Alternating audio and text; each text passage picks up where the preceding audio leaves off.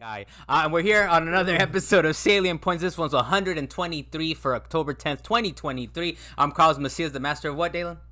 The master of sideways compliments. Oh, wait, sideways? That was honest, man. I just wasn't... She was sideways. Off wax, I just gave Dalan a compliment. It was not sideways, it's just I wasn't sure if I wanted to take it back. I'll adjust it. I'll adjust it. Questionable compliment. Yeah, I'll take it. I'll take that one. That one applies. Dalan Kirkwood from Up in the Mountain. Thank you for joining me, sir. Here I am. All right, here you are indeed. You got what are we? Clean shaven, looking baby face. Okay, baby face Dalan, huh? Why are you baby face so much, Dalan? What's the special occasion?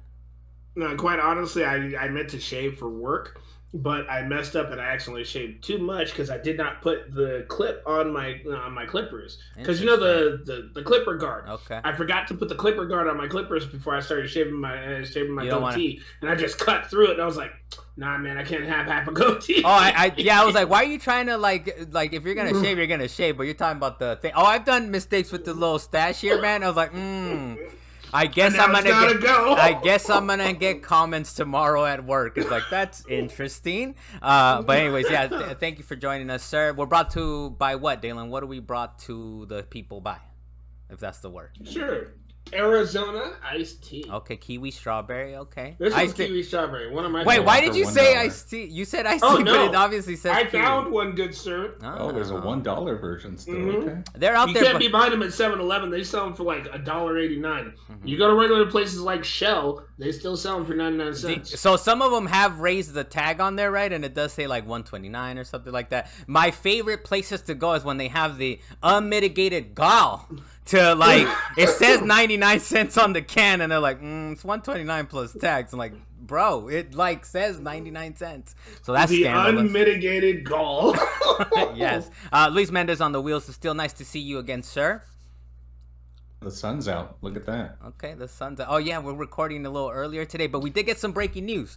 We'll get right into it. Oh, of course, before I forget, if you want to comment, click on the bell. Do they click on the bell? What do they do on YouTube? Click the bell to get notifications and subscribe. Thank you, Dalan. Thank you for that. And if you comment, you will get on here. If you comment, as people have found out, I believe, if you comment, you will get on the podcast. But here we are.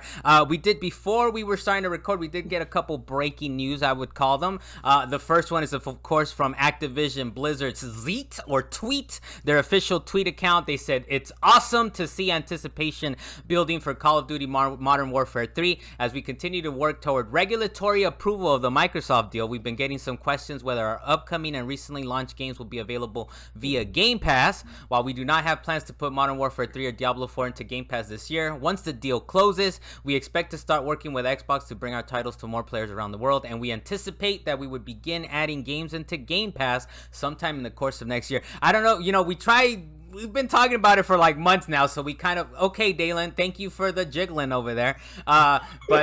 So we've been trying to like not talk too much about it. There's little wrinkles here and there, right? But it's basically, this thing's about to close, man. Like that. I think this is like the first official Activision Blizzard tweet that they're like, all right, hold on. Look, this Call of Duty's coming out right now. It's coming out in the next month. Don't expect it to be there day one, right? So they're kind of setting the table and letting people know that it's like, we know this deal is finally closing after months and months, but don't expect Diablo yet. Don't expect Call of Duty. Go ahead, Dalan. In reality, is it really going to be like a nuclear bomb to other companies if they do this? I mean, is it really just going to take out most of the Sony competition? I don't think so. Maybe some other companies may lose a little bit of revenue, but honestly, I don't think it's that big of a deal. Maybe they're thinking about stuff that we have no inkling about that's going on within their companies. They're like, nah, we need Call of Duty on our system, but I think they signed the contract to be able to have it for the next 10 years on PlayStation and stuff like that. Well, I mean, as far as this statement, it really, the beneficiary, I guess maybe in a way, Activision. This isn't about exclusivity. Yeah. I think most of this is really like Microsoft kind of like shoring in that money, right? Like that Game Pass subscription. And as we've talked about over the months, it's also kind of like, well, they might actually be losing some money in that subscription game, right? But it's really like buy an Xbox, right? That's really what it is. But this deal has been in place, right? For Call of Duty Modern Warfare 3, eventually it's going to PlayStation, however it's going to sell. They're going to have to compete against the marketplace that is Xbox. No one buys games on Xbox. Everyone's on Game Pass, right? So it's one of those things, I think, just setting the table is like, don't expect this deal goes through next week or in the next few weeks. And people are like, well, where's my Modern Warfare 3? It could be also like hedging their bets, right? Like people were waiting on this to come to Game Pass to get it on Xbox. They're like, no, go ahead and buy it on PlayStation. Go still do buy it on PlayStation kind of thing. But it's kind of nice to see them coming out there. Anything else, Dalan, on that before we kind of get to the big one? Hey, we gonna buy stock in Blizzard right now before they actually complete this? You got Dalan. If you do at the beginning of every podcast, Dalan is part of the stock brokers thing or whatever. We might though. I don't know. I'm not sure. Where me and Luis are on Stash. Right, so in that, like, they give like 0.001 cent of companies all the time, and I don't know, it could have been one of these, but I don't know. Hey man, you're about to be some Blizzard shareholders. I'll take it, man. I'll take it. Luis, anything else on this? I guess that they're just kind of letting us know. Don't expect this thing this year. But it's kind of interesting to see like an official tweet, right, come out. It's like, it's not coming out just yet. The other thing, of course, is that Unity's CEO, John Riccitiello, will retire as president, chief executive officer, chairman, and a member of the company's board of directors, effective immediately. And as we mentioned on last week's podcast, of course, is Unity was trying to sort of charge for install fees for a lot of developers, right? And a lot of developers were like, kind of like, we don't want to use these mans anymore, right? Or they're trying to kind of get out of those deals because it's kind of insane what they were doing, right? Trying to switch up the game all of a sudden on them. But since then, of course, Unity has walked it back and they've made it a little more, I don't know, interesting or like we didn't really mean to F you guys over type of deal. Dan, what do you make of this, man? It's kind of interesting to see the CEOs like, let's fire this man. It's his fault. He brought it up in the first place. Yeah. I feel like he you saying that he didn't mean to screw nobody over? Nah, he did that on purpose. He meant to screw over other companies. Yeah. But he was hoping that they would all just roll over and accept it. Now, in this particular case, this could have killed Unity. This straight up could have killed Unity. People were just going to be like, nope, abandoned ship, just straight up. Just walk the planet. Nobody's there. It was going to look like one of Trump's rallies. It was going to be desolate as hell. Okay, Dalan. Right? Okay, Dalan, reasonable. Wait, but there was millions of people there, Dalan. They got footage. They got evidence. They got evidence that there was that many people. According to the CEO of the Apprentice, according to the CEO of the Apprentice, no, that's not how that works. The fact that he had to up and quit, I'm sure he started getting threats because, people can be stupid out there. But at some point, you're just like, nah, I can't do this, and it looks terrible. I'm just going to move on and hope that this whole ordeal sweeps away and I could go get another job somewhere else. Well, the official words, we don't know if he got let go or whatever. It says, will retire, right? But, that can look in many ways. And, Unity has, it's like, all right, look, it was his fault. Like, let's move on from this. And they needed someone to point to, right? Which I don't feel bad for these mans, based on like their salaries and all that. John Riccitiello will be fine. Will be fine, and I'm sure he will. He agreed to it. He never should have agreed to it. The other thing that we'll get into kind of our quick takes, kind of what we had planned before these sort of like breaking news got in before we started recording, was the fact that the Lord of the Rings Gollum developer Daedalic Entertainment was found for using ChatGPT to draw up an apology for their game. My favorite part is actually what Legacy Killer HD said. He was like, "We could tell they literally misspelled the name of the game in their apology letter." The Lord of the Ring, singular Gollum, right? So they used it. I don't know if we need to go through it. They kind of said, dear players, we would like to sincerely apologize for the underwhelming experience many of you have had with the Lord of the Ring, Gollum. And they go on and go on. It was a computer that put this apology together. I don't know if you guys picked anything out or from the apology or what you made of it, but I was like, these guys are out of control, man. We already know a lot of these apologies are just put on, right? Like, they're just kind of like, we have to say something. We kind of screwed up. We said something that wasn't okay. But we'll go with Luis on this one first. What do you make of this mess, this little situation here? I mean, if we're going based on that, like, what's the confirmation here that they misspelled the name of the game? Because that's totally could be human error. Like, I don't know if that's And either way, I mean, this is kind of this. We're in this new future. Like this is gonna be how things work now. I use this to work. I use like a Google Bard, the equivalent to like, hey, how do I do this function in Python? Like, and it'll spit something out. This is how things are done these days. Yeah. But either way, if it weren't ChatGPT, the apology is still fabricated, right? Like there's a kind of team of people, however many people it is, and they're all just like, well, what do we need to say? They don't necessarily need to mean it. But like, what do we have to say to make people kind of feel okay? And to kind of end my thoughts here, does anyone really care? Like, does anyone really care about Daedalic and Gollum? Like, this game released, that's true. It flopped. People forgot about it, and we don't need to crowd our peripheral vision or whatever with this game and during this year when all these new titles are coming out.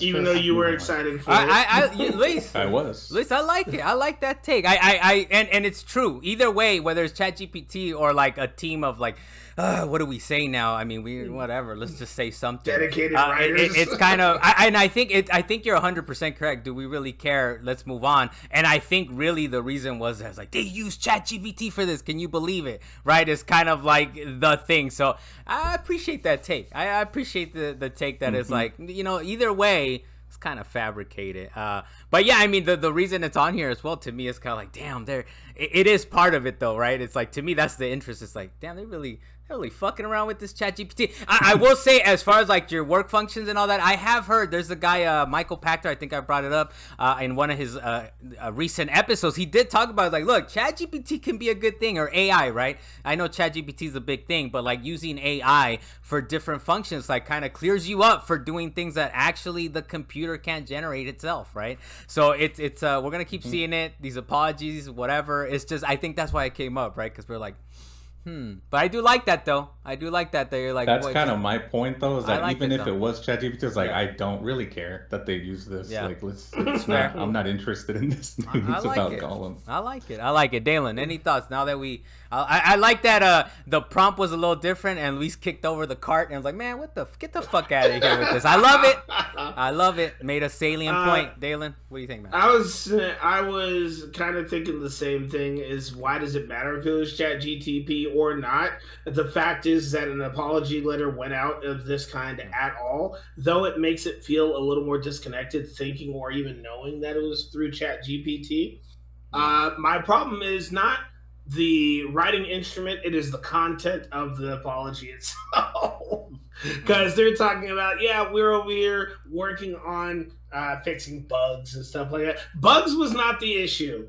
Bugs was not the issue with that game. It was a buggy as hell game, though, dude. It had a part. It had the part to play, I suppose. But the thing that Gollum originally got blasted for, which was immediately noticeable, was the graphics. Because they had significantly downgraded the game from what they showed in the original trailers, and it pissed people off. I don't know if it pissed Luis off. He still went and played it anyway. I never played it. Yeah, I was like, wait a minute. Oh, you didn't play it? I was like, wait a minute. Play it. Oh, man. I was looking forward to it. I did not play it. And you heard all the things happen, and everybody was like, nope. I'm gonna walk away from this before I hurt myself. Just move on. Well, look, Gollum, good luck to you, man. But I think that is one of the big things, right? That they're like, these motherfuckers. I think that's, the internet gets up in a rage about things, right? They're like, these motherfuckers use the they AI. Have the unmitigated gall. They had the unmitigated gall too. I doubt this is getting fixed anytime soon. If I remember correctly, they laid off like 20 people or something, and it's a small team already. Yeah. So. Yeah, I don't think Gollum is making a Cyberpunk resurgence anytime soon. Yeah, it's definitely not happening. It's not happening. The next thing we have on here is a little bit on Assassin's Creed Mirage. It's just a little teaser. We'll talk about it and what you've been playing right now. Me and Dalan have been playing this game. Just a quick thing, especially for me, since my full-time work is as an interpreter. I kind of like this kind of stuff. But Steven Totillo over at Axios, he tweeted about, he said, Assassin's Creed Mirage's optional Arabic Arabic dialogue use. Thank you for that, Dalan. This is the time I appreciate it, Dalan. Not when it's unsolicited. Dialogue uses culturally specific references for authenticity, missable if you don't speak classical Arabic. But I've got some examples to share from the developers. One of the things he said, like for example, the English line, quote, "If I waited any longer, camels would have sprouted wings on their humps," end quote. And then the translation is, "If I waited any longer, the phoenix would have risen from its ashes," right? And it's kind of one of those things where I deal with this all the time, right? Because I'm a medical interpreter, and people are like, it's got to be hard, like the medical. So it's like, the hardest thing is jargon, like this, and like not jargon, but like, stuff like turns of phrases is the hardest thing. Things that are like you would think like are easy, but like slang and all that stuff is very difficult to get across. So I appreciate that they even thought about this in this game, that they're like, okay, let's make it come across and it's culturally specific to this. Dalan, what are your thoughts on this, sir? I will be talking about the language thing later, but it is. I know that for even animes, movies, TV shows, movies, I said movies twice. The fact is that when it comes to these types of translations, it happens all the time. People have probably even noticed it when they're watching anime, especially anime. That's where I noticed it the most. You put it in English, and the Japanese, the English subtitles are up for the Japanese language, and it's saying something completely different than what they were saying. Yeah. Sometimes it's just a lip sync, but other times it's because it did not translate at all. Generally, because I know that part of it is that they're missing certain words from a specific language, or they just don't have something that is equal to the word that you're looking for, so they end up having to change. Well, they have limitations, right? Especially like you were saying, like if they're trying to match the lip sync, that's very tough to try to like match it up, and they only have really that scene, right? Whereas when it's written, they actually might have a little more leeway, but even that is a little limited, right? So it's kind of like when you're doing an adaptation, unless you're doing the whole thing from scratch, you have these limitations where like you got to either fit the wording or you got to fit the audio. And also sometimes it's different teams doing the translation, the written version versus the audio version, right? So that's probably maybe why the English audio doesn't match with the written version of it, right? But it's trust me, before I became an interpreter, I was like, these people are saying the wrong thing, they don't know what they're doing. And then after, I'm like, I'll give them a benefit of the doubt, man. It's hard. You started to understand. It's hard. You got into the room and you were like, now I get it. It's difficult. Sometimes they do screw up though. Sometimes it's like, you guys really screwed up. But a lot of times I'm like, I'm gonna give them a benefit of the doubt here. Luis, what are your thoughts on this, sir?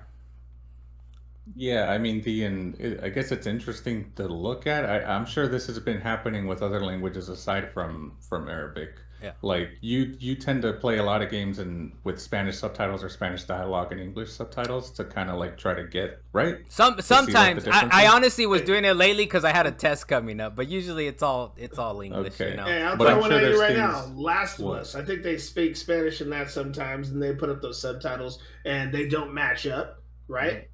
Yeah, it just depends what matching up means, Dalan. It's not gonna be 1-to-1, right? I guess. Yeah, exactly. But in all cases. But I'm kind of just saying, like, I guess this is the first time anyone, I guess, has said it for Arabic. But I've seen it, and I'm sure you've seen it in games where you're like, oh, okay, I kind of see what they were doing there. Like, it's not the 1-to-1 translation, but similar to this, the translation is obviously different, but the interpretation is there. Like, you kind of understand what the meaning behind it is. Yeah.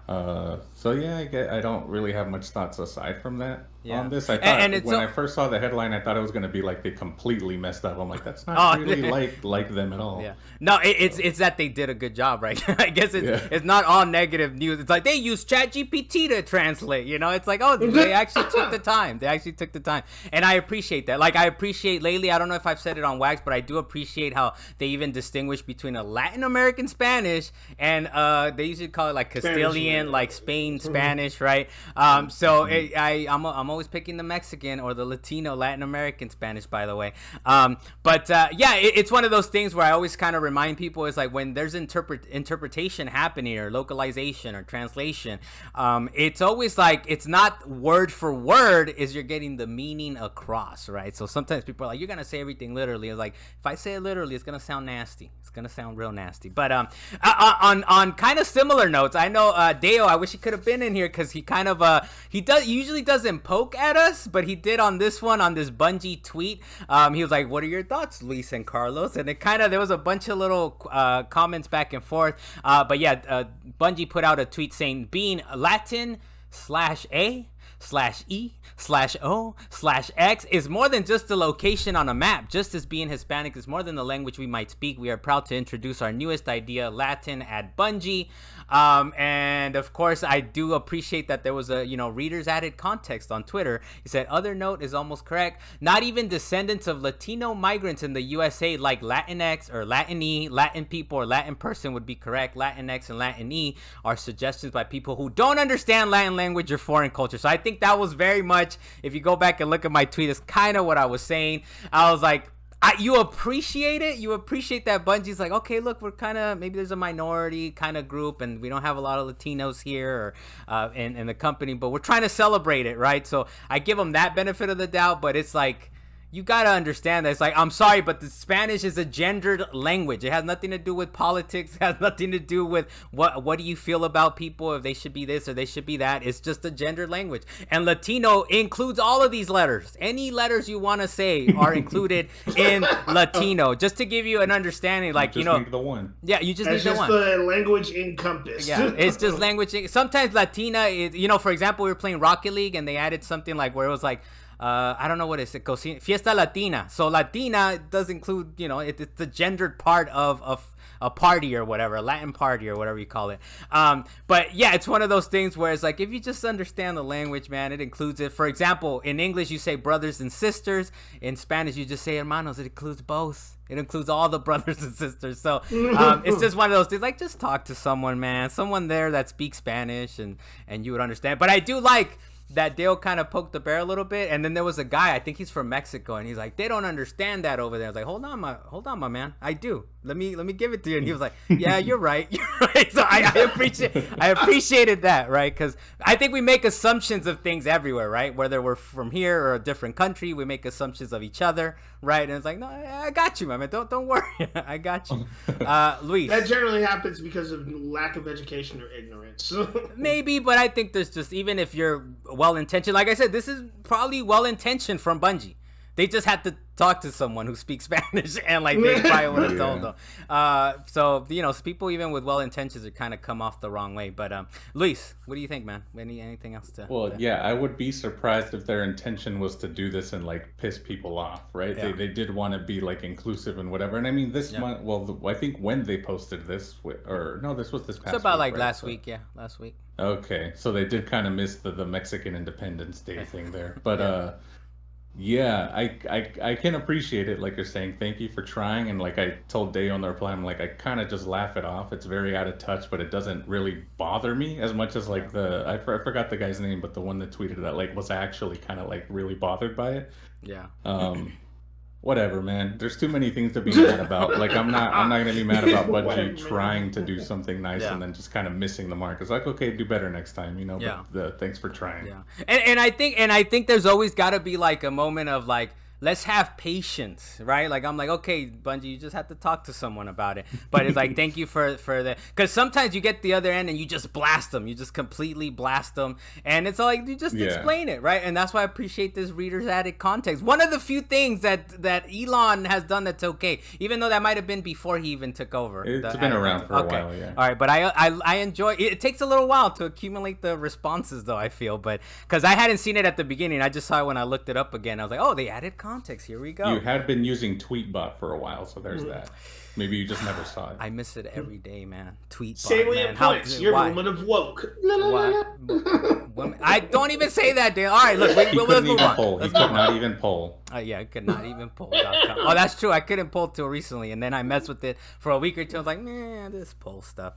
Look, in Destiny news, let's get to something positive, or maybe not so positive, right? But Bungie is nerfing two fan favorite armor exotics that it thinks is quote unquote becoming hard to counter in PvP PvP. This is via Eurogamer, by the way. From the Season 22 mid-season update onwards, Titans and Hunters will see changes to two of the game's most popular exotic armor items, as both the Titans' Antaeus Ward's boots and Hunters' Young Ahamkara's spine gauntlets get a mid-season overhaul. To me, it's always like, whatever, man. How is this going to help us beat that dungeon that we can't beat yet? But I don't know. Do you feel like it's a big deal, Dalan, I guess, what they're doing here as far as like kind of nerfing some things like this are normally for people that go hard in the paint with these types of with the stats. Me and Luis have come to understand, Carlos, you do not care about the stats. You just want to be able to get things done. I just want to play with my buddies, man. I just want to play with my buddies. Hey, man, just remember to put mods on your equipment, okay? But for the rest of it, it's a matter of like cooldowns and how it impacts your character when you're doing the attacks. Because for the Titans boots, I'm not too sure about that because I've never actually used those boots, even though I have them. But the Amkaras, the armlets, I have used those, and there are certain things that you could do when it comes to damage that allows you to cool down the ability to use something again. But they are nerfing it to the point where instead of based on how much damage you do, because you can get a lot of damage with a hunter really fast, they changed it to how many kills you get, and it gives you a portion back. So it's like small little changes like that could really adjust how you are using the gauntlets. In reality, people are still going to use those things. They're just not going to use them the same way anymore. They will find ways to break the game. And we like things broken, man. To me, honestly, I feel like they've been a little too balanced for too long. Because Destiny 1, we were breaking things left and right, man. We were like, especially Radiance, they had to take away the power of Radiance to resurrect yourself, by the way. That was the one thing that was like, man, it was. We were literally coming back to like, all right, when does everybody die? And then, okay, come back now. And then we were doing weird things for sure. Luis, what do you make of this, sir? Yeah, I'm fine with this as I'm a warlock, so this doesn't really affect me at all, actually. I hope, Dalan, you're prepared to walk Carlos through adding on his mods and armor and all that stuff with these changes. I'll try to remember. It takes time to do that, man. It takes time. Man, we got to back on the stage before we decide to run the fucking raid. Luis, you should have seen us, man. We got into a raid one time, like a group together, and then they're like, wait. This man doesn't even have mods, and then you see this person exits the group. Like they just could not comprehend. They could not wait. It does take a while to do those mod things, though. I will say, it's like, man, it takes a while to do. Maybe that's why I never do it, and I switch around my gear all the time. But yeah, so warlocks are good. Warlocks are safe. Hey, Carlos, we have loadouts now. Once you do it, it should not be as hard. I'll think about it. Luis, anything else before we move on to this next thing here? Yeah, and I mean, this could also just be in preparation to the new changes they're making to subclasses coming within the next few months. Yeah. But honestly, in general, I mean, I think most gamers kind of hate when things like this, whenever a nerf happens, right? It's not a good thing. Yeah. But I do also think that it does force players to play differently for a game that's been around for as long as Destiny. I think that's a good thing to like, okay, well, maybe I'll try out this piece of armor or whatever. Yeah. So yeah, I'm all for, even if it was something that would have affected me, a weapon or an armor piece or something. But yeah, I'm cool with this. Yeah, it doesn't affect me enough to say fuck this game. It affects me enough to say, okay, well, I can't use that like that anymore. Yeah, exactly. It's still a solid system. It's still, even though Carlos doesn't put mods on, he's, we'll still play. I'll think about it. I'll think about the mod situation. Real quick, I did want to add, CD Projekt Red spent $120 million to bring that game back from the brink, and I was like, damn, how did they spend exactly $125 million? Well, some of it was the DLC, so working on the DLC, the patches, the big update 2.0. So they kind of worked on bringing this game back quite a bit. Did you look further into this, Luis, as far as like the 120? That sounds reasonable to you, I guess, 125 to when you're. Does that include their TV show? Yeah. Well, I mean, maybe. I don't know. I mean, I would assume they made money back on that, but I don't know. I don't know how. Nobody knows how Netflix works, right? So we don't really know how that turned out. That's what the actors like, were how fighting for. How are you making money? You are in the red all the time. That was actually part of like the strike situation. Was like you need to be more transparent to how the fuck this works. All right, but Luis, what do you make of this? I guess. Yeah, I don't know if the math checks out or if I'm like, yes, that's the perfect. Like, I have no idea. But it does. I will give CD Projekt Red a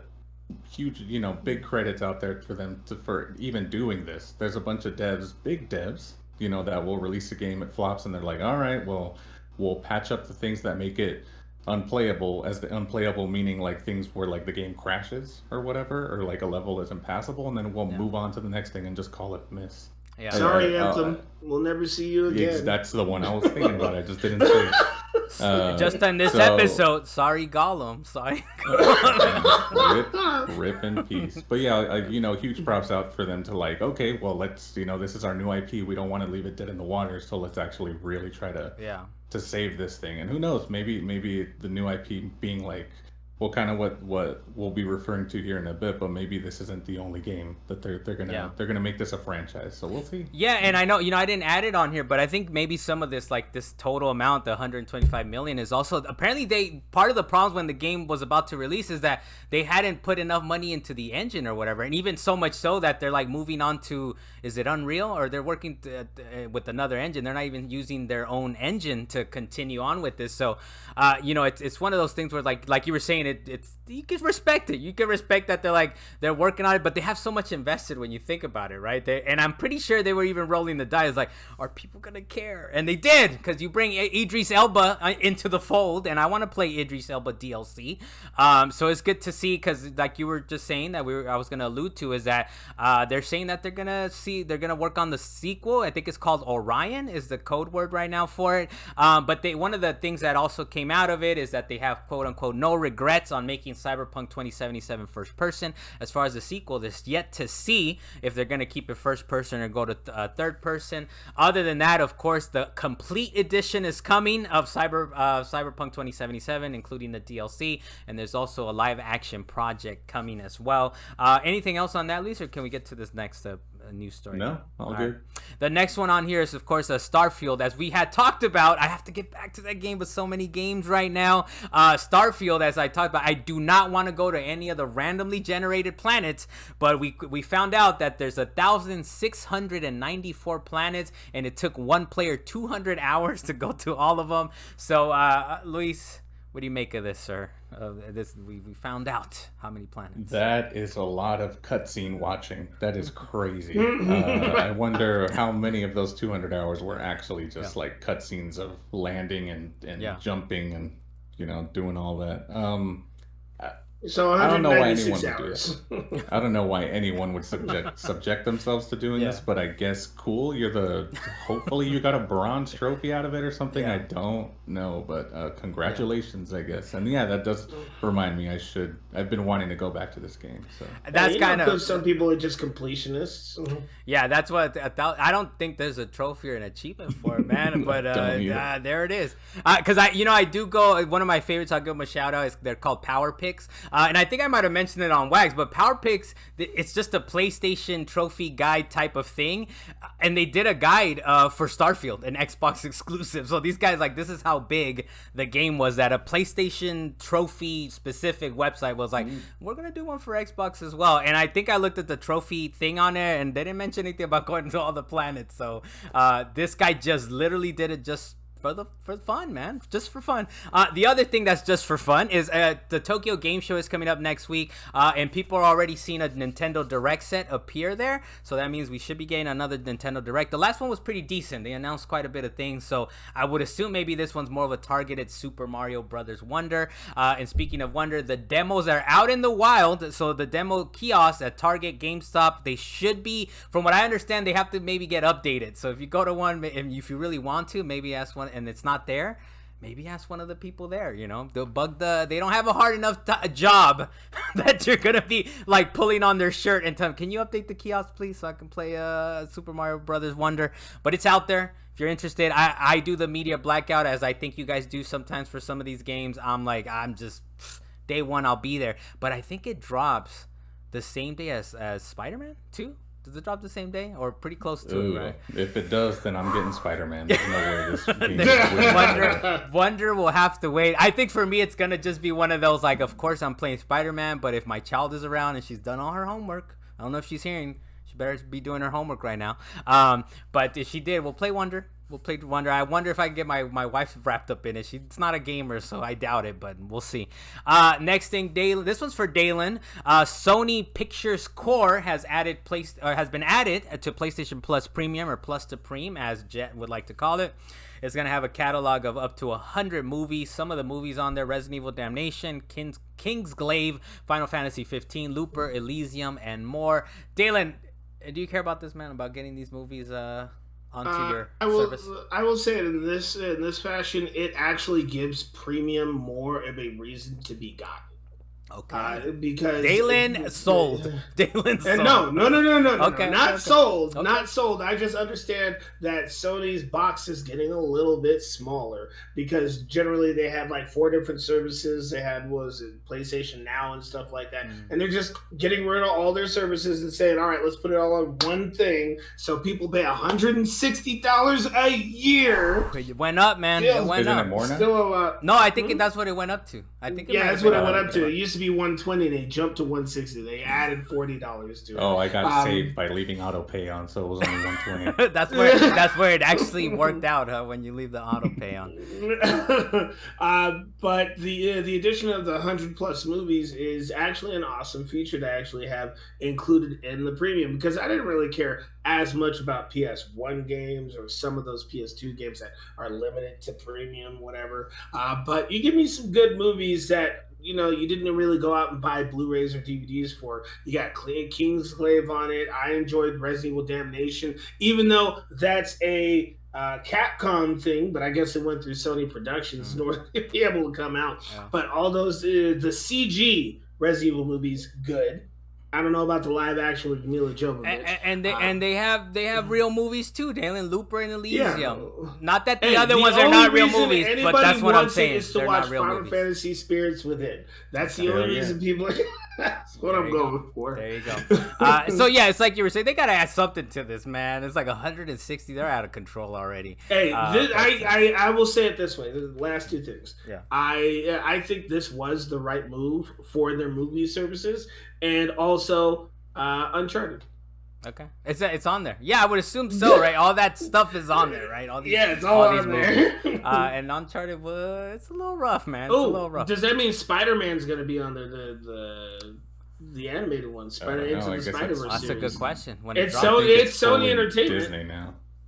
No, but that's Sony Entertainment. It literally Sony plastered across the movies. So does the original Spider-Man movies, but they're on Disney Plus. So all right, how about Venom? We're gonna have that there. We'll see. But hey, look, they gotta add some stuff because the price is getting up there, right? So if people, they got something to click around on. It's like, I've never seen this. What is this? If you're bored of playing Pursuit Force, you could watch Elysium. No, there you go. Pursuit Force, man. PSP Unlimited, huh? The next thing on here, PlayStation Plus Extra, speaking of PlayStation Plus, is getting Gotham Knights in October. I think probably tomorrow, I would think. They go up or today when this episode goes up. Dalan, are we quitting on Xbox Gotham Knights to go to PlayStation and get those sweet, sweet trophies? This is really why I put it on the rundown. Absolutely not. Okay. I will not switch. I have gone too far. Okay, I've gotten my characters up a good number of levels. I'm not trying to put that many hours into the PlayStation. I'm just going to deal with my achievements. And those things are popping up like gold. I'm fine with this. Oh, they got you, Dalan. They got you with the achievements. They're like, I'm going to have to go get those on PlayStation. I look, as you guys know, I've said it on Wax enough times, is that I'm Critical Path, man. So I have not done all the side quests that you have done. So I'm like, yeah, we can do a couple missions again. But we're gonna talk about that a little bit more, right? And what you've been playing Gotham Knights. But I thank you for answering that, Dalan. That's why I put that in the rundown. Are we switching over? Absolutely not. The other thing I wanted to quickly mention is that Sony was actually, if you bought a PlayStation 5 in the last month or so, they were giving you a free game. Kind of, I think it was like whatever you wanted to, like decent games. God of War. No, it was the set of games that they made free back in COVID. Like those. No, but Ragnarok was included in that. They gave you the option of Ragnarok, the new Horizon. Like you had, that's what I'm saying. You had legitimate options, but they changed it from that to invitation only. I was like, damn. Okay, Sony. Okay, let's just everyone have a free game to like. Hold on, everyone step back. Like everyone was pounding on the door, I guess, and they're like, no. Wait for the invitation, sir. But yeah, anyways, if you buy a new PS5, you need to wait on that invitation. I'm not really sure. Maybe they send you out an email or something if you register. I don't think they explained it too well. They did not. They just said no longer free reign. You can't get God of War, sir. Step back, please. Next thing on here is EA Sports FC, which replaced FIFA because I don't know what we've mentioned it before, right? But something happened. EA either didn't want the license or FIFA was like, we can make a game too. But EA Sports FC 2024 reached, quote unquote, 11.3 million people in the first week, 1 million more than FIFA 23, which I'm sure they gladly said to the world, like, it's more than last year, and we don't even have the FIFA name on this anymore. Luis, what do you make of this little situation? Yeah, I mean, their whole talk leading up to the announcement of the licensing issues, they're like, well, we're going to make the definitive edition of playing FIFA or whatever on EA Sports FC.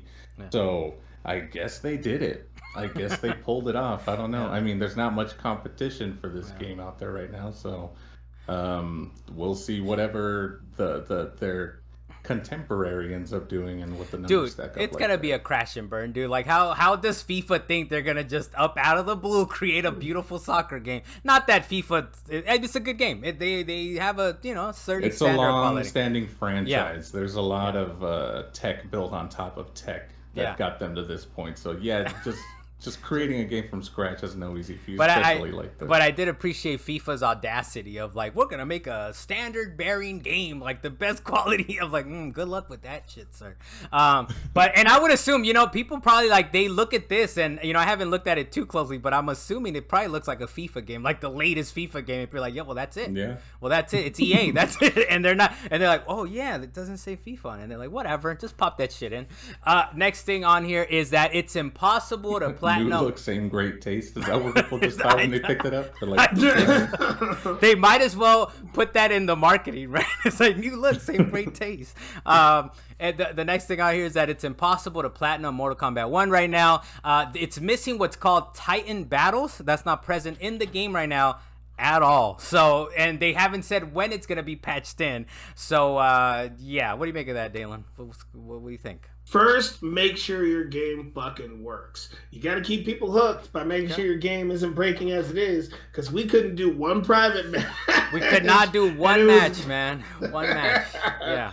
And it was glitching trying to actually do just regular online champion modes or whatever you want to call it when you're actually fighting against other people online.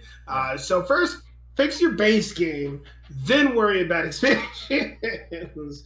Because if you don't keep people hooked, then when Titan Battles comes out, nobody's going to platinum it, except for those few dedicated people who put 200 hours into a space simulation. And, yeah, exactly. Like that type of person, right? But for Mortal Kombat. You sent it back, right, Dalan? You sent the game back. You're done with it. Actually, I still have it. I need to send it. Hey, Dalan,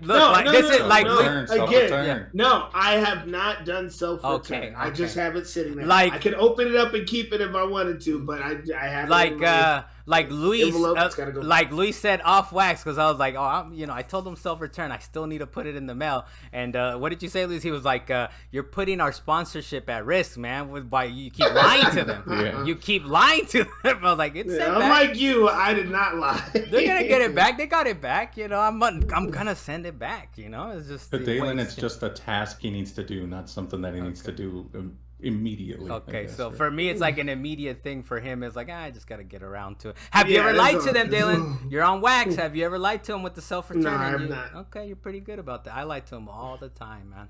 The next thing, of course, real man, why are you putting us at risk on wax?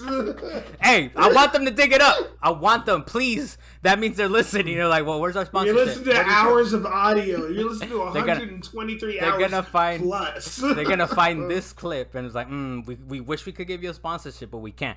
Real quick, like I think you might have been alluding to this, Dalan, but yes, there's a data miner and a leaker, Interloco, uncovered that the next 4 invasion seasons for Mortal Kombat 1, Blood, Nitara, Thunder, Raiden, Hybrid, Melina, Cryomancer, Sub-Zero. That's, of course, according to our favorite source, Save a Click. Save a Click Twitter. Thank you for that. So that's coming up. And I know... See, I put stuff in the rundown, and I try to, like, kind of, bait you guys a little bit. It's like, oh, maybe they might be interested in this. And, I'm like, fuck, I'm going to hear it, but I'm going to still throw it on here. Metroid Prime 4, there's a placeholder via Amazon that it's coming out December 31st, 2024. Before you guys even say anything, I already know, man, this is a lie. It's not coming out by December 31st, 2024, but... I want to have hope. It's not like Prince of Persia, Dalan, all right? That shit, they said, don't even think about it no more. Stop telling us about it. They're like... It might be like God of War. Yeah. Remember how when God of War Ragnarok was coming out, they were like, November 11th. We were like, they're not going to make that deadline. They turned around and said, what are you talking about? It's coming out. It's gonna be there. It's gonna be there. This might be one of those situations. Like, we got a placeholder. No, we finished the game. We just didn't tell nobody. It's just gonna drop on the side next to whatever's coming out on December 25th. Probably the biggest, like, salient points on record, on wax, about face. Like, oh shit, it's actually coming out. I'm pretty sure if we go back and look, we were probably like, oh shit, it's actually coming out that time. We thought they were lying out of their buttocks. Luis, what do you make of this, sir? Of course it's coming out by next year, right? Of course. Look, just save yourself the despair of looking up any news about this new Metroid. Just like let it be. Just let it be a thing that's happening in the world.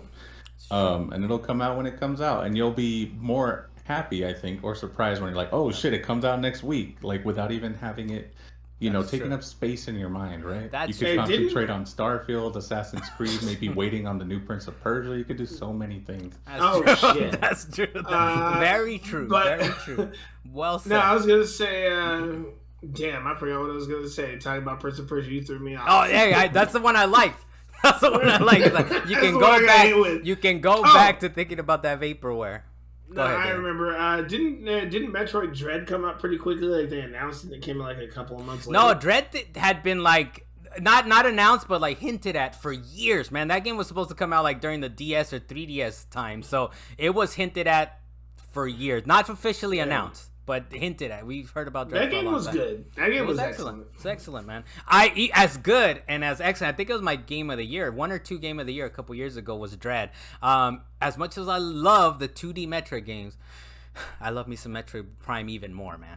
Even more. But as Lee said, don't even think about it. I won't. I haven't. Not until this came up. I'm pretty sure it was Wario64. So thank you, Wario, for bringing this up. Because he knows it's gonna get me upset. The next thing on here, of course, let's try not to be too upset. Metal Gear Solid actress Jennifer Hale has said that she got paid $1,200, $1,200 for her role in Metal Gear Solid, the 1998 version. Part of it was, she kind of brought it up because she's, desires that video game voice actors get residuals, which I think they should. I know this came up again recently with the Bayonetta 3 thing, right? They even changed the actresses. Not only did they not pay more and offer residuals, they basically said, get out of here. We're gonna find a different actress, all right? We don't want to hear it. Part of Hale's argument, of course, is that the game made $176 million, so that's about 7 million copies sold, which is like, yeah, $1,200 for that role that you remember her from. And they're like, no, this is it. This is all we're gonna pay you. Dalan, we'll go to you, man. I know you kind of have a soft spot for voice actors, or what do you think of this, sir? It would be awesome if all voice actors did get a percentage of the sales that was actually occurring. But 1998, the market was way different back then, and it's one of those things that she really probably could have gotten a contract for something better, but there's always the chance that they could have been like, nah, we'll just pass you up and go for some other voice actor, because back then she wasn't as well known. The fact is that when it comes to voice actors at all, because you don't actually see them on the screen, you can't necessarily pick them out of any litter at all times. For these companies that make millions of dollars, voice actors can come dime a dozen. They could just they could just throw them away and get the next person that's going to take a shittier deal. And you know, like you were saying, 98 is like what 3 years removed from like here's the CD and this is how we take Square Enix from Super Nintendo, right? Like it's like you're talking about like 3 years into like finally video games are like, oh, we have voices in these things now, yes. Right? Like full on, like, you know, I think they had like an orchestral score or something, beautiful Metal Gear Solid score, right? And you know the voices are just like, you're lucky to even be here on the ground floor. For me, at the very least, in regards to voice actors or anybody who's really involved in those types of games, there should be some sort of contract at the very least, even if it's not residual income, though that would be the best for all the voice actors or anybody involved. I think that they should have milestone bonuses, like after 1 million copies you get another $10,000, or after another 1 million copies just a better contract in general, right? Like just real Unity-ish right now. Okay, Dalan, you're sounding real John Riccatello right now with the install fees, Dalan, and we know what happened to him. Luis. Nigga left. It got quiet after you know what happened to him? Silence. It was on purpose. Luis. Luis. What do you make of this, sir? What's going on? Well, yeah, at this time, I doubt that they even envisioned this game selling anything close to 7 million copies. I don't think Metal Gear was a blockbuster seller by any means. So when they made Metal Gear Solid, yes, I think it sell 7 million copies. Maybe not 7 million copies, but it was still a huge hit in Japan to the point where they were like, "All right." Even here, Dalan misspoke. I think even here, I think it was probably a big deal. Might be a bigger deal here. Big here. Yeah, I think but it was just so big that Hideo Kojima had no idea that Konami was even making a part 2. He had to find it out secondhand.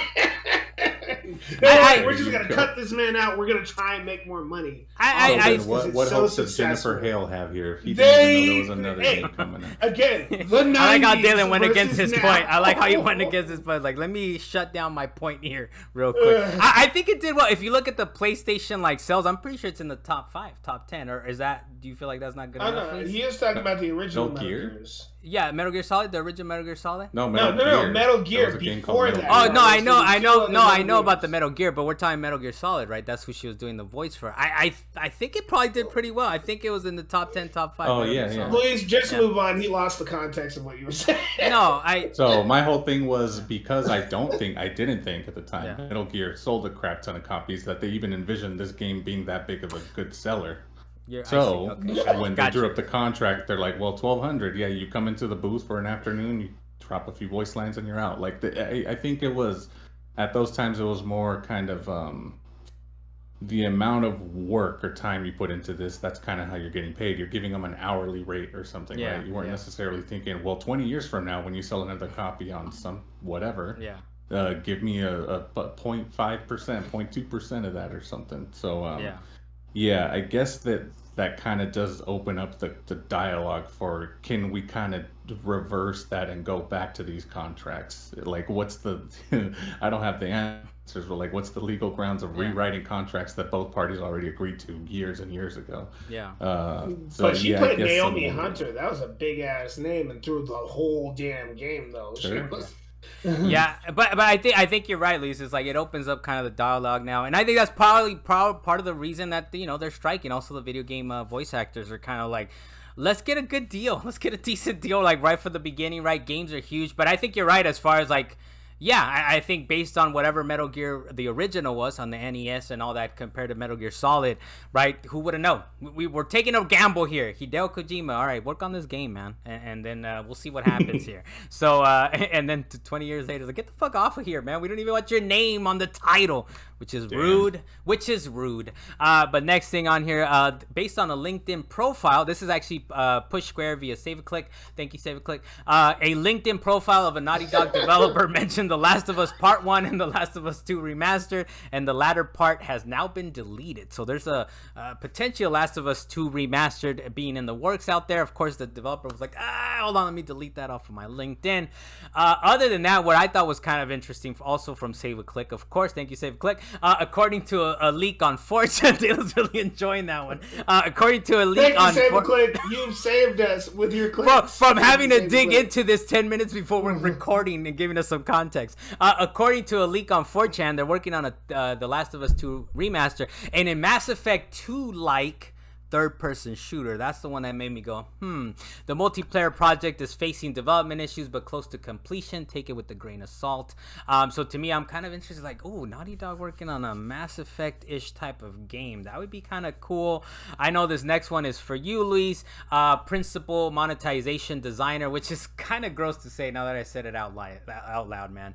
Principal monetization designer Anders Howard has left Naughty Dog after less than a year, likely because the multiplayer project is on ice. So Luis, well, actually Dalan, that's how you put a yes on this one, but Luis, we'll go to you first, man. What do you make of this whole situation, I guess? Yeah, I mean, I guess that kind of makes sense as to why this shooter is on ice. Maybe they didn't expect the amount of resources they would need to work on this presumably new IP, whatever this Mass Effect thingy is. I'm ready. But yeah, I've been kind of hearing stories over the past year, like 2 years of senior developers leaving the company because of issues with team organization and things like that. So it could just be they didn't have the manpower they thought they would to work on both of these things. But yeah, apparently that was a super ambitious thing for them to want to release this factions thing 3 years ago or whatever it was, right? Yeah. That's crazy. But I don't know, man. If I were on payroll and my project was on ice, I would, I don't know. Maybe, yeah, just hang out, just hang out at work. Yeah, but right. That is one of the things. And look, me knowing you, I'll put it on wax, but I think you're look, me, I work enough at work, but I feel, Luis, you kind of put in, you care about the work that you do, and all that stuff. So I feel like it would be tough a little bit for you to just sit around and not do anything. But I've been there. Yeah, I've been there. You use that time to learn. There you go. Classes, whatever. So while you're at work. But I think it was for him. It was like, what the hell what am I doing here, man? You guys are definitely not working on this. And like we said before, we put it on wax. I know I said on Twitter, Bungie's the kingmaker over there right now, man. As far as Sony's concerned, it's like we don't like that, and do this, do that. So, but I want them to play. I know we mentioned it on wax last time this came up. Was like, I would rather them continue the campaign route. A multiplayer game would be nice, but let's keep getting some campaigns out there. Dalan, go ahead, sir. So, dude, you might as well work in Alaska, because we're gonna put you on this project and set you aside and kind of forget about you. Okay. I get the ice part there. I see what you did there. Yeah. Okay. But it's on one hand, I guess it's fine to be able to just chill and just get money if you're constantly getting paid for the time of you technically working on a project that's moving nowhere. But I think for especially those that are on contract, them having to keep rewriting up their contracts, or the contracts getting shittier and shittier each time, whatever it might be in those regards, they're just looking at like, I'm seeing the writing on the walls. I might not want to stay here. I'm going to have to move on because this project is not going to keep paying me for doing a job that is halfway done. I'm just going to go to a project that I know can be completed. If I can get a better job, let me get it. It might have been nice to work for Naughty Dog and do the Last of Us multiplayer project that we haven't heard a damn thing about for 3 years. We won't anytime soon, apparently. We won't anytime soon. It's going to be the next lockdown. They released some concept art about a year ago. Oh, that's right. Yeah, they did. We saw a little bit of it. That's true. Yeah, they also released some concept art for Crackdown, and it still took them an extra 5 years for that game to come out. Crackdown 3 was vaporware for a good while, man. Before something's got to come to Game Pass. This next game, Redfall, is finally getting an update. 60 frames per second, stealth takedowns, increased open world enemy populations. So they're working on Redfall, right? And one of the cool, funny things from it is that the Steam numbers are interesting for it. It's actually gone down to single digits, meaning below 4. That's not enough to fill a full lobby, apparently. You can't even start a game. That's how low the numbers were on Steam. But Redfall, hey, they're updating it. They're working on it. Dalan, what do you make of this, sir? It's going the way of Babylon's Fall. You polish a turd, it's still a turd. Oh, okay, Dalan. Okay, that was it. That was a quick That was the quick thing. That was the whole thing. We're almost there to what you've been playing, of course. Look, we have the interactive streaming series Silent Hill Ascension that drops October 31st. Dalan, you're the resident Android man on the podcast. Apparently, the pre-register is up. I will not. I haven't looked into it too much, but if it's a little quarry action or something like that, maybe it could potentially be interesting. But that's a high bar to clear, man, because the quarry. It's fucking excellent. All right. Now, what I don't want is Android Silent Hill. Those two connections. It's like saying Diablo Android. I don't want it. Mm-hmm. But Android the phone, right? Or either one. That's what we're talking about here. The phone, yes. Okay. All right, there we go. Red Dead Redemption 1 as well. That's been out, came out about a month ago with a full price, by the way, right? That was the $50, $60, $70 game. Pleased to have it.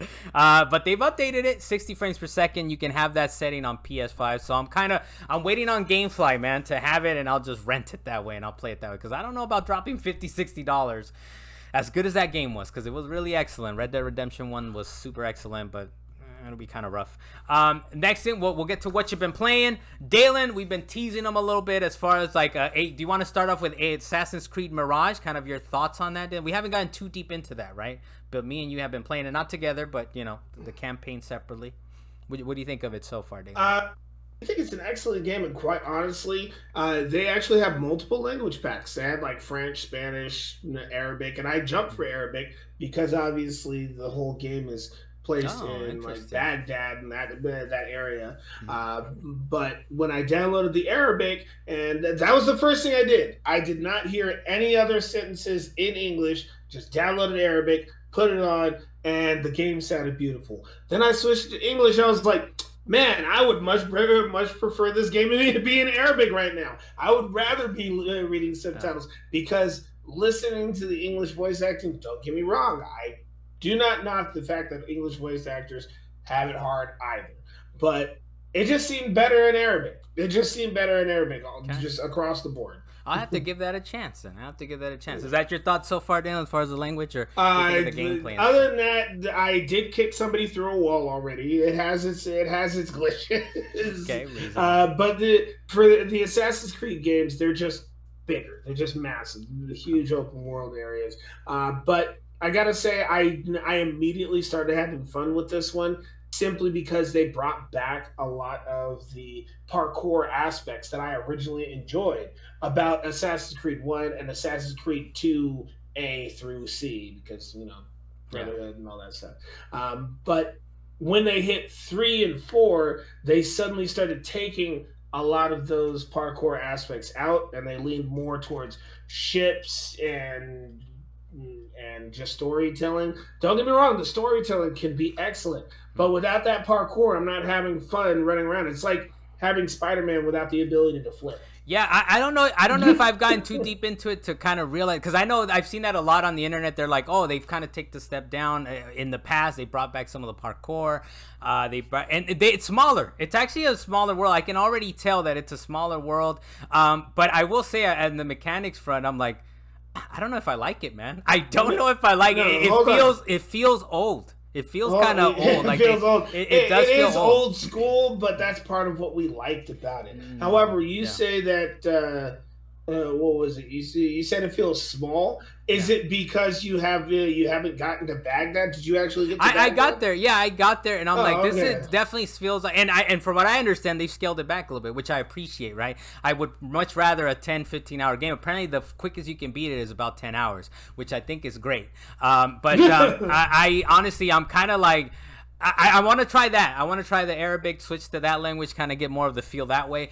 But honestly, I don't know if I'm feeling the game that much, man. It's like, it feels old. The combat's like not necessarily that responsive, even though I did switch over to high frame rate. And also, I don't like the game enough to, I'm dropping it to easy, man. I'm trying to, let me get through the story. Let me get through some of these missions, because I don't want to, don't care enough to play it. You don't want to stress yourself. I just want to get through it, get through the story, get in, get out. But other than that, it's like, I don't know if I like it that much. I'm not sure. I wasn't necessarily the biggest fan of Assassin's Creed games, but I was like, okay, shorter game, going back to the parkour stuff. And it's like, I've already jumped off in different directions that I did not need to or want to jump off in that direction. I'm like, it's a little rough. But I'm gonna keep playing it. Oh yeah, Maybe I get better. I have had a problem with that. I'm over here running up mountain walls that I'm not running towards. But still early. I mean, I did make it to Baghdad. I did make it to where it opens up a little bit more. So, but I'll keep playing it. High frame rate.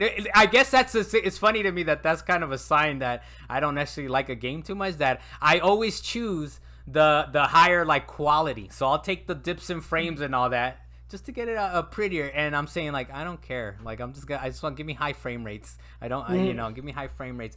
Anything else on that, Dalan, or do you want to go on to kind of? No, I really gotta get into it because I enjoy the culture that they brought into it. Yeah.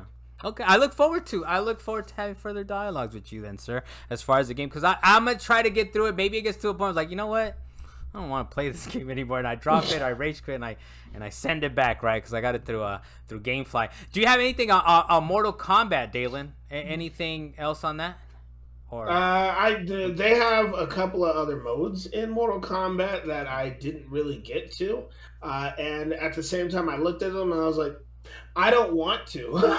So, you're having the Assassin's Creed Mirage situation, but for Mortal Kombat, yeah. Yeah. That's what it was. I was like, I made it through the story. The story was excellent. Give me the next Mortal Kombat, or give me a bunch of people that want to fight me at the same time. Yeah. But until either one of those things happen, I don't care about those other modes. Thank you for having the tower mode, bringing that back. Test your might, always great. But those other extra modes that they threw in there, it was not enough for me to keep me going. I do like they have the customizable things that you can actually get, but they swap out the items like once every 72 hours or something like that, and half the time it's like most of those items you don't care about. Then they did the monetization thing where you got to buy Mortal Kombat crystal or dragon crystals or whatever they are. At some point, I'm just like, I don't feel like waiting for this. There's plenty there, right? There is plenty there. I know part of it is like, the story. I went through the story. The end of the story, though, it's a little wacky, though. You start fighting. I don't think it's a spoiler, but towards the end, you don't fight. Is a spoiler. You think so? You don't fight normal people at the end. You start fighting a mishmash. You start fighting a mishmash of people. Like, they switch out their heads with their body. They mess with time so much. So towards the end, it's a little wacky, which is fine. It's just this part of the wackiness of the story, like building up to it. It's nice. I did enjoy the story. Also, the towers have their endings for each character, so I think I'm gonna go through every ending. That's true. I should probably do that. Oh, so you're not sending it back quite yet? Maybe I probably should do that, but no, Spider-Man is coming out. I'll get Mortal Kombat again. That's true, and also, so there's plenty. Like I said, there's plenty. There's the towers, and of course, I'm going for just the 6 battle one. I'm not doing the 30 plus or whatever. I'm doing the least. But you get different endings for the higher tiers. Do you really? Maybe I need to send this game back already. I don't want to. I don't know. We'll see. I'll look into that, Dalan. No, actually, I will let you know this. Okay. Is that even though the tiers have more enemies that you'd have to fight, and it's like survival mode going through those towers, you do not have to play it on hard or normal in order to get different endings. You could put it on super easy and just do it. I already know that, man. I am aware, sir. The difficulty does not change the rules. So you got the campaign, you got the multiplayer that we just couldn't get the private matches working. They got to fix that at some point, right? And then you got the towers, and also you got kind of like a board game type of thing where you're just kind of going. It's like, I'm going into Johnny Cage's house. I got to get a key. I got to do that. Apparently, that's like a 8-hour type of thing, and you got to finish it. It's kind of like a what is it called, like what is Rocket League, Rocket Pass type of thing or whatever. It's like you got to beat it time. You got to beat it within a season, right? Otherwise you got to reset to that. I don't think I'm gonna play through that because it was like it's a lot, man. Wait, what was it? You said it was Invasion? Yeah, I think it's called Invasion, and maybe that's what they're adding, right? We talked about it earlier on the podcast that then it's a Scorpion story, and then it's a Melina story, and all this stuff. So it's kind of interesting, but it's really just an excuse to just fight a bunch more times, right? So there's definitely a lot. But I think the main thing for me is that the combat is just very crunchy to me. It's not smooth like, say, a Street Fighter, right? Where I bought Street Fighter and I was like, Dalan, we're gonna play this. It's just super smooth.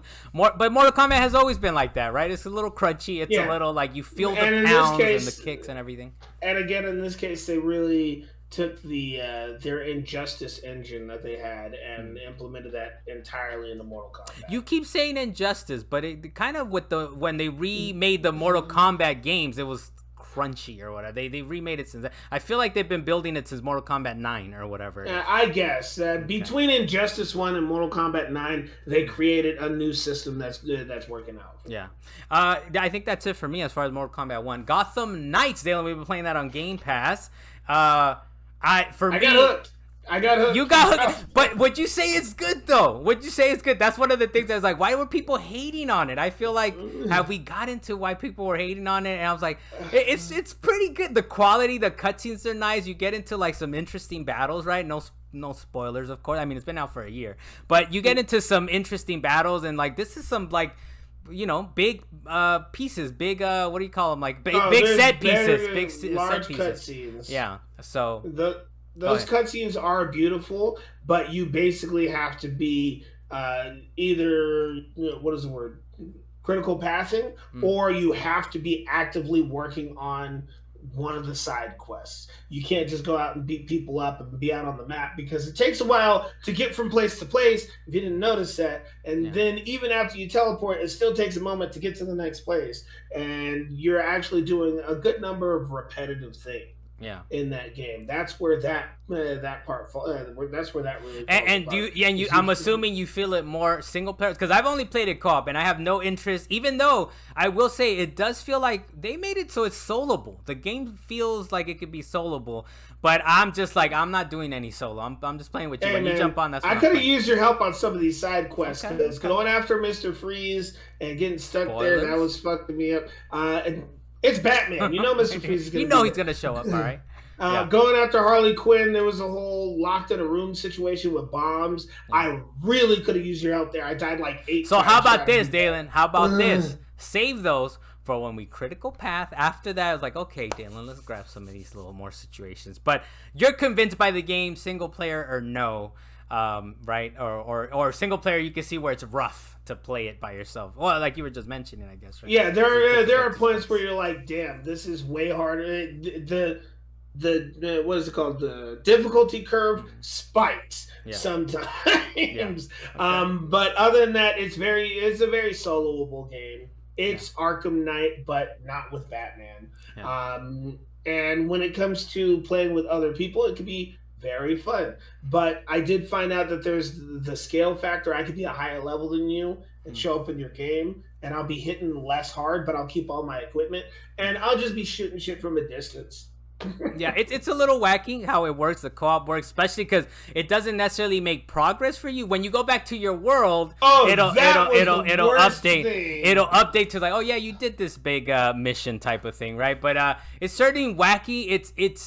It's good for me just because it's co-op, but it's really weird that it's only 2-player when it's like a gang of 4 people, right? When you got Batwing. Thank you for the yawning. Sorry that I'm boring you, Dalan. But you got the Batgirl, you got Batgirl and these other characters, right? You would think it'd be a 4-player game, but it's just 2 players, and we'll just deal with it. I think we're gonna see it through. Well, at the end of the month, they're adding a 4-player mode. It will not be co-op story, but it will be a 4-player. And it always upsets me. You've said that to me the last couple of times, but like 4-player mode, not the co-op. Yeah, it's not co-op. It's not the co-op. So I'm like, whatever, man. Anything else on that? And then I don't know if Lisa's been playing anything, but anything else besides that, Dalan?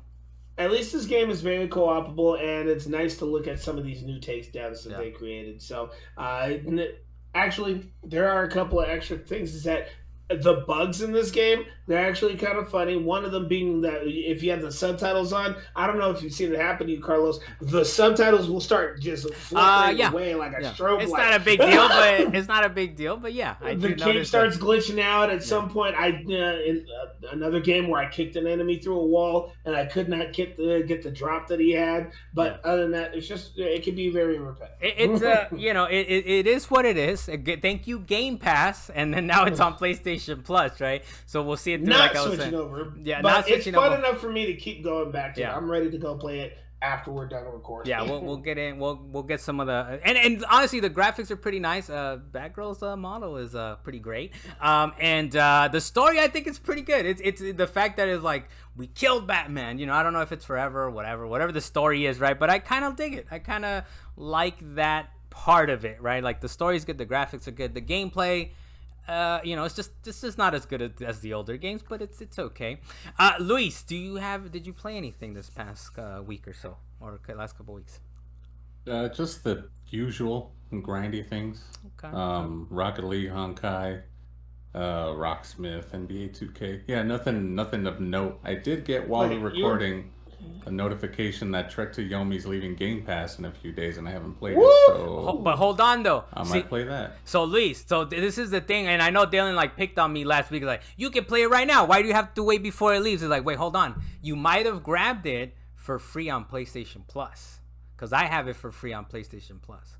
So no hurry. I probably did, but okay. Similar to you, it gives me motivation to try to finish this thing and not like leave it on the. I have like 7 games that I've started. And on a back burner right now, and I haven't finished any of them. And that's one of them. You can beat Trek to Yomi in like 4 hours. All I'm saying is, don't feel the pressure, because you probably have it on PlayStation Plus. Because immediately then I was feeling the pressure of like, oh, it's leaving Game Pass, I gotta get to it. And then I looked and I have it on PlayStation, deleted it off my backlog. Like, I'll get to it at some point. I don't know, years from now, it'll be fine, Dalan. It'll be fine. I didn't. Wait, when was it free on PlayStation Plus? It might have been in the last year or so. I would have picked that up, man. We could dig. Are you sure you didn't buy it? No, it's definitely free. I wasn't buying Trek to You, man. I mean, you know. But I'm not trying to say it as a bad thing. I'm just saying I'm pretty sure. I in the last year or so, these developers are upset at you, sir. Why can't you put money in the last year? I did because I paid for Plus, and Plus paid them something. Maybe it was $1,200. You know, I don't know. Hopefully they get residuals or something. Dalan, I think we'll end it with you, man. You've been playing, apart from what we've been playing, together or separately, but together. What else? Well, I did play a couple of the normal things like Rocket League, and I dipped into Destiny a little bit more so I could try and get some stuff done. But Vampire Survivors, man, this is the last time I'll bring it up. Yeah. Vampire Survivors is excellent, and there's a lot of stuff to do in that game. And on top of that, the DLC right now is only $2 a pop, so I bought the DLC, and it gave me even more stuff to do and more characters. How many is the max players you can play with? I know it's local, right? It says local, but you can play 4 players. It's a 4. And what's the max you played with? 3. Okay, all right. Does it become chaotic, like keeping track of who's who? I'm assuming maybe. The thing. Well, yeah. Sometimes it can become chaotic because at some point your screen is just filled with monsters that are just encroaching on your entire squad. But as you do. But what actually makes it difficult with more people is that for every local co-op person that you add, the fewer weapons and passive items you can hold. Mm-hmm. So you can start out holding 6 and 6, but you have a second person, you could both hold 4 and 4, and you share the levels that you get in whatever stage that you're doing. Okay. So the first level goes to one person, the second level goes to the next person, the third level goes to the first person, and it kind of bounces back and forth. And you could easily accidentally take somebody else's weapon or item that they need.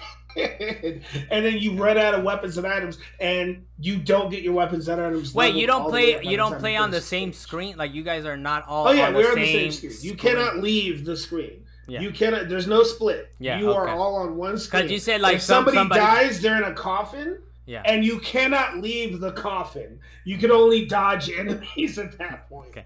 Yeah, I thought because you were saying like someone gets a level. One person gets one level, another person gets the other level. Well, I'll give you a more specific example. Let's say, for example, I picked up the whip, and somebody picked up the holy water. So the first level you get, we're both now level 2, but only I will get an upgrade. The next level, we're both level 3. Oh, I see the but only levels. the Okay, second person gets the upgrade. Okay. So I see what you mean. Okay, it but splits the upgrades at that point. Dude, I gotta get down with this. I mean, I know I'll be playing with my child, but we'll play. We'll try. Play with your child. Throw Carissa into it if you have enough control. This is not a gamer, man. I guarantee you, this will be super easy for her. She doesn't have to press any other buttons except dodge. Just move around. That's my homework. Hey, and again, I'm Carlos Macias. That's been a show. Salient Points. Thank you for listening. Click the bell, subscribe, all that fun stuff. I hear people talking about clicking the bell. I don't even know what it means. Just subscribe, click man. Click the bell for notifications so you know when we put up new videos. Leave some comments and we'll sure to respond on here. Carlos Macias, the master of what, Dalan? Man, I don't even remember at this point. Sideways compliments. Sideways compliments. Terrible compliments.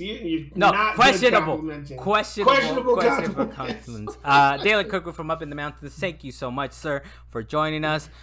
Luis Mendez on the wheels. So what's going on over there, dude? What are you swatting away? Kind of still out. Okay. All right. Luis Mendez on the wheels of steel. Babyface Dalan. Sorry that I'm looking too smooth. Don't do all that, Dalan. Don't do it. All right. We'll see you guys next week. Latest. That's uncalled for.